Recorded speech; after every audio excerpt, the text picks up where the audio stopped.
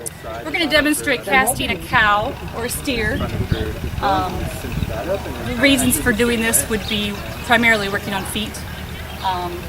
If you have a cow and you want to work on anything, on udder, things like that, sometimes you have a reason to pull the cow down. It's easier to work on them down.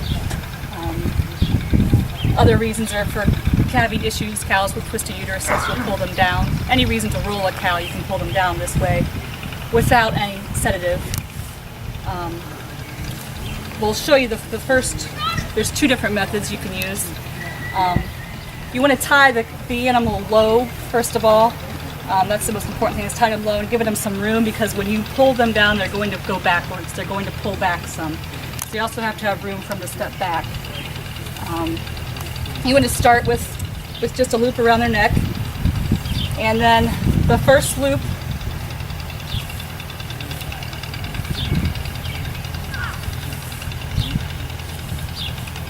will just cross there behind their withers, and then you're going to make another half hitch.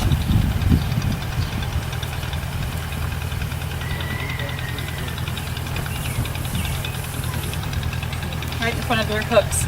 Again, if you have a cow, you want to pay attention to the udder and go in front of the udder, so you're not compromising that udder there.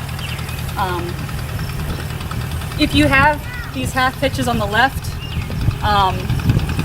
the majority of the time the animal will fall to that side, whichever side these knots are on. So if you want them on the right, you can move them to the right, and they should fall more towards the right than the left.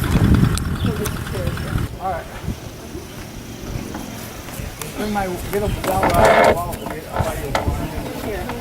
When you're pulling them down like this, they typically go down a little bit easier than they would if you just sedated them or crank their head back and try to pull them down. So it does make them lay down a little bit easier.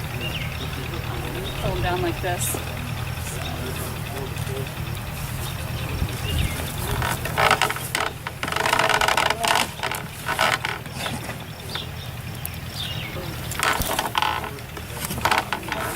Once they're down, you have to keep some tension on that, or they will get back up sometimes.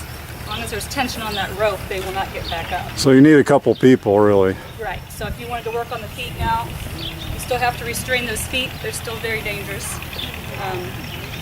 But you have two. Again, it's around their neck and just in between their two front legs. It's crossed back over their back, and then pulled in between their back legs. That'll be pretty calm if you're going to be back. So you need a fairly long rope.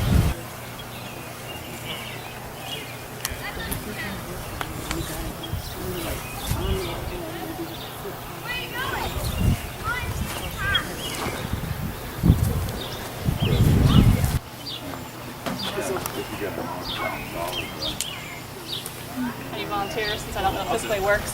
Yeah, but I need like a big I don't know. I never do this way. big horns or something. You could work on. I don't have much confidence in this way.